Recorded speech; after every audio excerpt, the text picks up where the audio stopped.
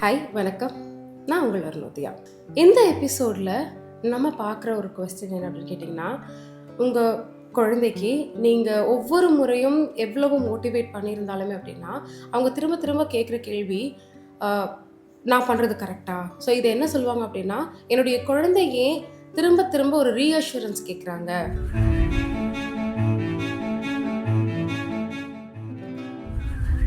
எத்தனை தடவை நான் உன்னை நம்புகிறேன், இல்லை நீ பண்ணுறது கரெக்டாக இருக்குன்னு சொன்னாலுமே they ask it every time. They do something new.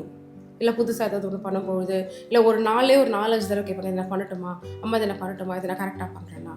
So இந்த டைம் நீங்கள் என்ன பண்ணுங்க அப்படின்னா, உங்கள் குழந்தை உங்ககிட்ட அம்மா இதை நான் கரெக்டாக பண்ணியிருக்கேனா அப்படின்னு கேட்கும் பொழுது, கண்ணா நீ கரெக்டாக பண்ணியிருக்க அப்படின்னு நீங்கள் உங்களோட ஒப்பீனியனை சொல்கிறதுக்கு முன்னாடி நீ என்ன நினைக்கிற, நீ கரெக்டாக பண்ணியிருக்கியா?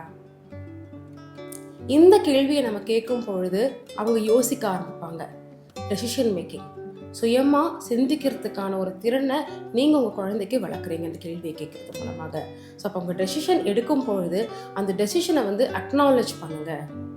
இந்த ஒரு பர்டிகுலர் ஒரு கிராஃப்டோ, இல்லை ஒரு புதுசாக ஒரு ஸ்டோரி எழுதிட்டு வந்திருக்காங்க, இல்லை ஸ்கூலில் ஒரு புது இனிஷியேட்டிவில் அவங்க பார்ட்டிசிபேட் பண்ணுறாங்க அப்படின்னா, what to you think about it? உன்னோட ஒப்பீனியனை சொல்லு. நீ எதனால் அதை பார்ட்டிசிபேட் பண்ண, அந்த இன்ட்ரெஸ்ட் எப்படி உனக்கு டெவலப் ஆச்சுங்கிற கொஸ்டின்ஸ் கேட்கும் பொழுது அவங்க மேலே ஒரு நம்பிக்கை வரும்.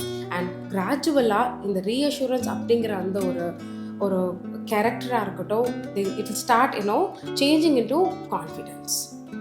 எல்லாருக்கும் என்னுடைய மனமார்ந்த நன்றிகள். இது வரைக்கும் அந்த எபிசோட்ஸில் என்கிட்ட வந்த கிளைண்ட்ஸ் அவங்க பர்சனலாக கேட்ட கொஸ்டின்ஸ் உங்ககிட்ட நான் சொல்லியிருந்தேன். இதற்கு நல்ல வரவேற்பு கிடைத்திருக்கிறது. நிறையா பேர் இதுக்கு கமெண்ட்டும் பண்ணியிருக்கீங்க.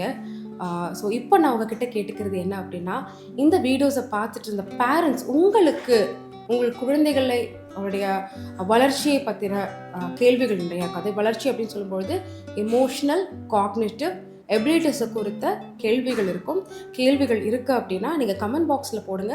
அப்படி இல்லைன்னா எங்களுக்கு பர்சனலாக டிஎம் பண்ணுங்கள். வர எபிசோட்ஸில் உங்களுடைய கேள்விகளுக்கான பதிலை சைக்கலாஜிக்கல் அப்ரோச், சயின்டிஃபிக் அப்ரோச் மூலமாக எப்படி அதுக்கு சொல்யூஷன் இருக்குங்கிறத நான் சொல்கிறேன்.